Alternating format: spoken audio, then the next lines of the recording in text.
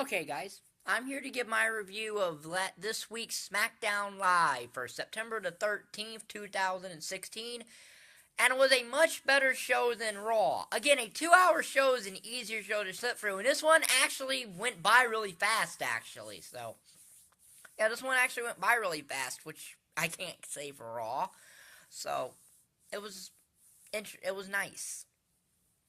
We open up with AJ Styles, the champ that runs the camp. And I don't know who came up with that line, but whoever came up with that line must be watching Camp WWE or want to put AJ in Camp WWE. I don't know. I don't even care about Camp WWE. I watch hardly anything on WWE Network. I watch the pay-per-views on it. I watch I watch older pay-per-views. I do watch NXT, and I've got some of the Cruiserweight Classic, but I don't watch it weekly. Even if I do watch NXT weekly, it's not on Wednesday. So, but anyway, AJ cuts a promo about how he's the face that runs the place, and John Cena shows up and says that AJ Styles has something that belongs to him. So AJ takes off his armband, throws it to Cena, but that's not what John Cena is talking about. Oh, no.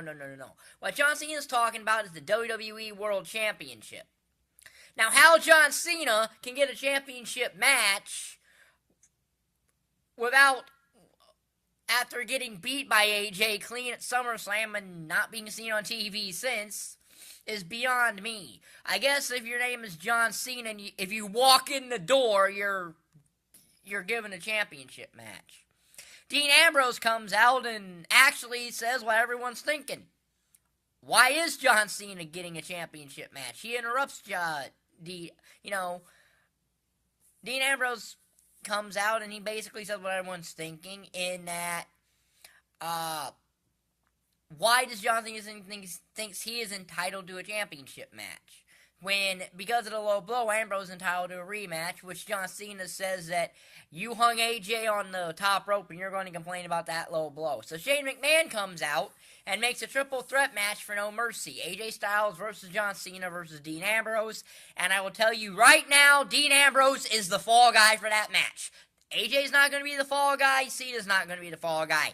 Ambrose is in there just to be the fall guy. I am telling you that right now. More than likely he's in there just to be the fall guy.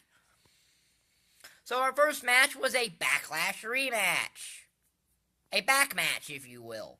But a Backlash rematch. It was the Usos versus the Hype Bros, and the Usos won in dominating fashion. They won in about 2 minutes, pinning Mojo Rawley. That's all I care about. So, yeah. And also, Shane had also made the main event for tonight, which was a tag team match. John Cena, Dean Ambrose, and AJ Styles, and a partner of his choosing. AJ asked Baron Corbin about it, and Baron Corbin said what he wants is AJ's championship. I get that he's the lone wolf, but if the WWE champion is coming to you and wanting you to be his tag team partner, I would take that opportunity.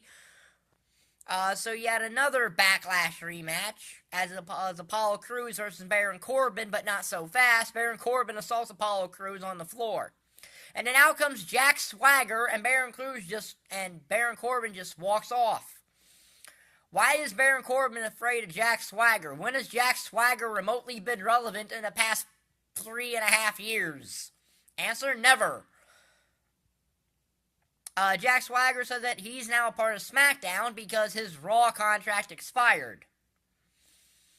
A lot of people didn't even know Jack Swagger was still employed because he hadn't been on Raw in so long. Well, I will say this, SmackDown's probably going to be a better place for Jack Swagger. You can probably excel better over there.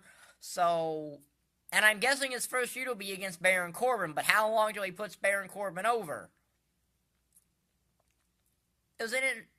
And Swagger had also a rambling promo that you couldn't really understand. So, Becky Lynch comes out, cuts a promo, and then she watches the Fatal 5-Way to determine the number one contender for her championship. I'm guessing at No Mercy. They never specifically said at No Mercy, but I'm guessing it's No Mercy. As it's basically the other 5 women in the 6-pack at Backlash.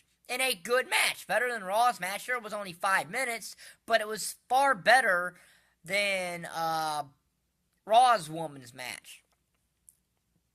And a surprise finish as Alexa Bliss gets the win. I knew it wasn't going to be Nikki Bella or Carmella because they're clearly having their own little thing that's going to probably finish at Backlash. But Alexa, that's a surprise. This could be a very fun feud if they do it right between Becky Lynch and Alexa Bliss. This could be a very fun little rivalry. Let's see what, given nearly 4 weeks, they can do, how they can build this up. Becky will probably beat Alexa because I don't think Alexa's ready for the Women's Championship over on SmackDown yet, but an interesting first challenger, to say the least. And Becky and Nikki Bella and Carmella are clearly going to finish up at No Mercy. So see, SmackDown has 2 distinctive now woman rivalries going on, while Raw is still stuck on Charlotte and Sasha, which has been going on for pretty much, 3 months now? Close to it. So, yeah. That was that. So, there was the Heath Slater contract signing, which he actually signed the contract without any shenanigan. But then the Ascension came out and demanded a tag title match, which Shane McMahon granted him. Now, I get that SmackDown is all about opportunities, but how have the Ascension earned anything?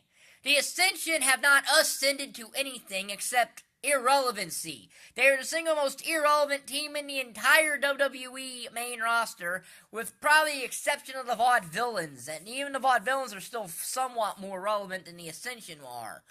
The Ascension have been nothing. They're the Descension, and Rhino and Slater beat them to retain the SmackDown Tag Team titles, which will probably drop to the Usos, who are then going to drop to American Alpha. So, an okay little segment. Heath Slater's getting over. I'll say that much. He's got more over now than he has in every other single time he's been in the WWE. So, and how long he's been in the WWE, this is quite impressive. Kurt Hawkins was supposed to make his debut on SmackDown, and he worked a dark match, but they basically had him do his vignettes live or whatever, and it made no sense.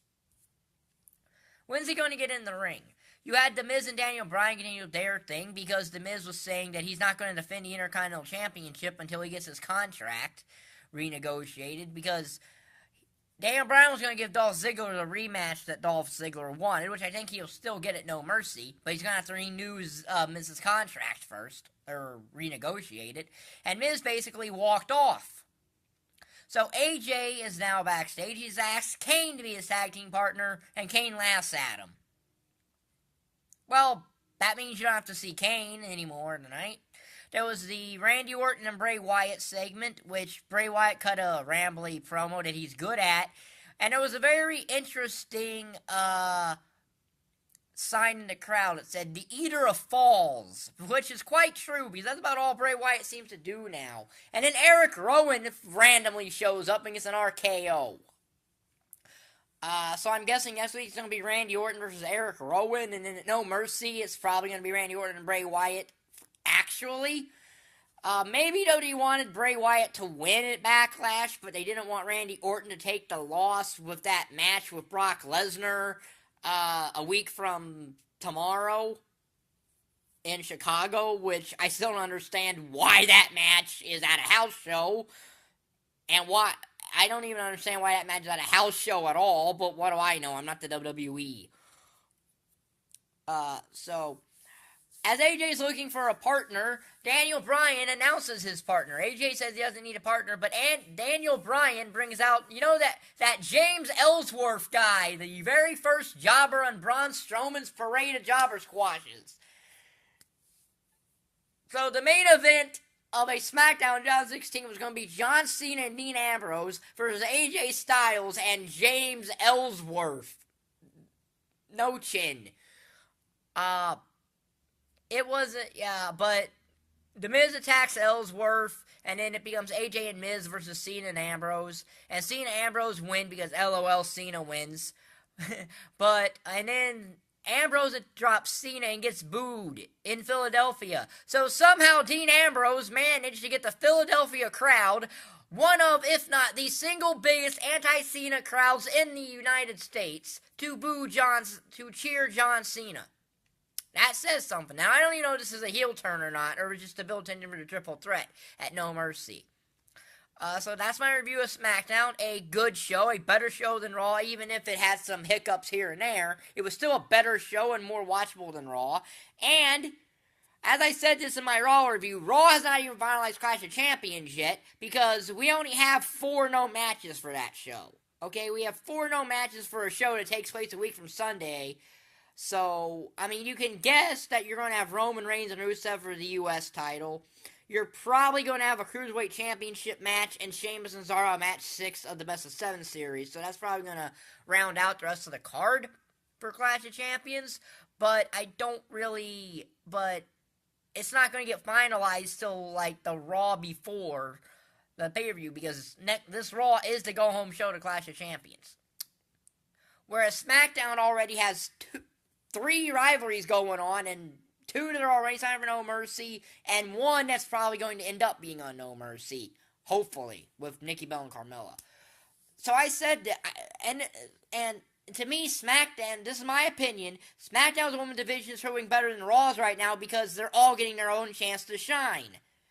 Okay, Raw, like I said, all about Sasha Banks and Becky Lynch right now, and Dana Brooke by association, and Bayley. Whereas everyone on SmackDown is probably going to get a chance to shine, minus Eva Marie, and she might just get the title just for lulz. So, yeah, good show, SmackDown. I may or may not be up here next week to give a SmackDown review, depending if I get to see it or not, because I'm a tad bit busy next Tuesday. So, I will give you a Raw review, but the SmackDown review I may not give you, because I may not be able to watch it. So, if you like this video, like button down there, subscribe button down there, and thank you for watching. Bye.